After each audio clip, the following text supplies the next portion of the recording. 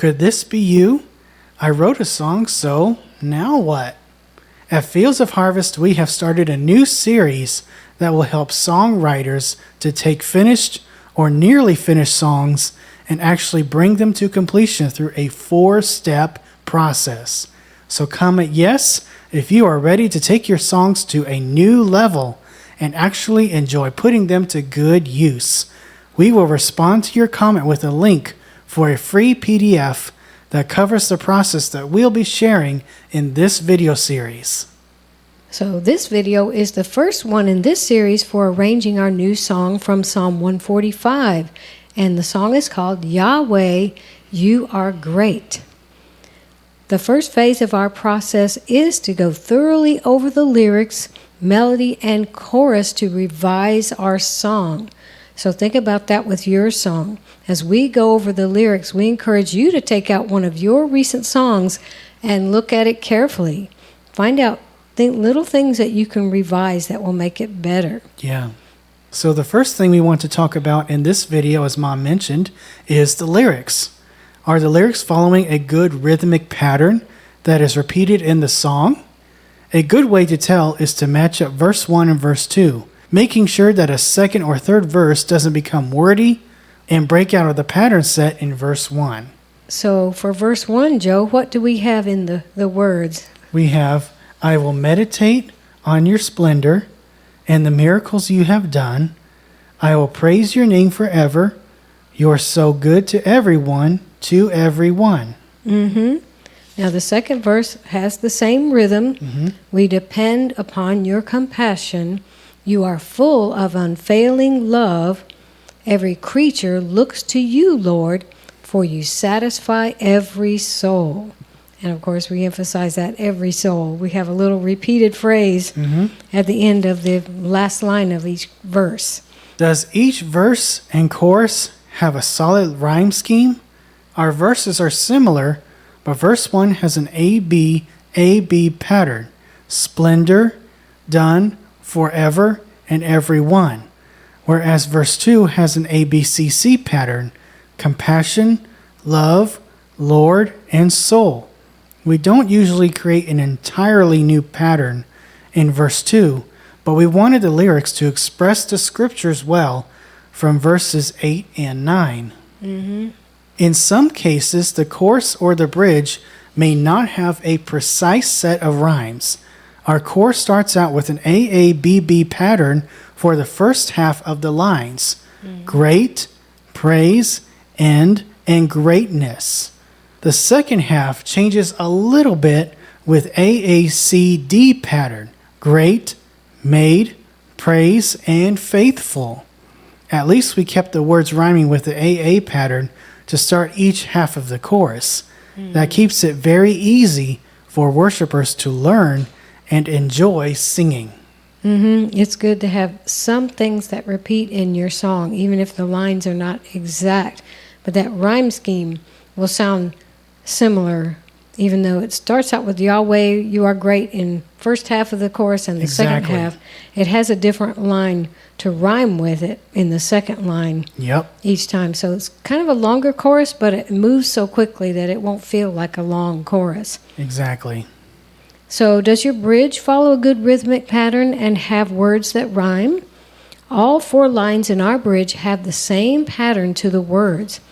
These lyrics are more choppy with accents on the second syllables of many of the words to emphasize their meaning, like kingdom and power and glory. So we kind of emphasize those words a little off how you normally would say them, but it really brings them out in our bridge. Generations will exalt you. Now that word normally is exalt with the stress on the second syllable. And nation, so in the fourth line. So that way we do have some different stresses on the words, but it will emphasize the words really well when the song is sung. So the rhyme scheme in our bridge is simple with an A, B, C, B pattern. And the reason we go to another letter is that means it introduced a new word that hasn't rhymed with something yet. So A, B, C, B. We've got power, yours, you, and Lord. Check your lyrics for imagery and unique phrases.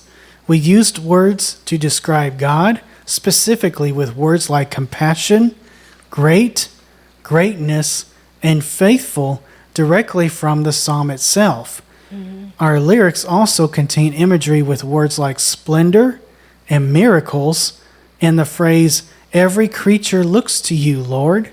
Scriptures, especially the Psalms, usually contain beautiful imagery, but you may need to draw from different translations to find it. That's right. So now we're going to talk about the melody in your song. Is the melody singable for a congregation? So think about keeping your melody in the range of middle C to C5, which is just an octave above. Very good, Joseph. You may need to adjust the key of your song if the chorus goes too high on some notes. Most congregations are not trained singers, so when a song becomes uncomfortable to sing, they just drop out. They stop singing. We kept our song in the range of C4 to G4, including the chorus and the bridge, so there's not a big span of notes in this song. Yeah, that's really all we're covering are those 5 notes along there. So that gives vocal harmonies a lot of room to build on top of the melody for a big arrangement later on. So you can be thinking about that too.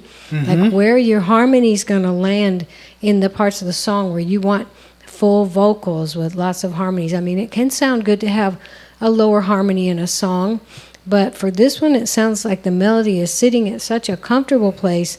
We can stack 2 or maybe even 3 vocals on top of that and make it really sound like a big chorus. Yeah. So that'll be a lot of fun. Go over your melody and look at the words. Is it working with or against their meaning? For example, singing about lifting up your hands or our voices praising God should not be sung in descending notes. When bringing home a point like a foundational truth, it does sound good to have your melody walk down or land on a root chord.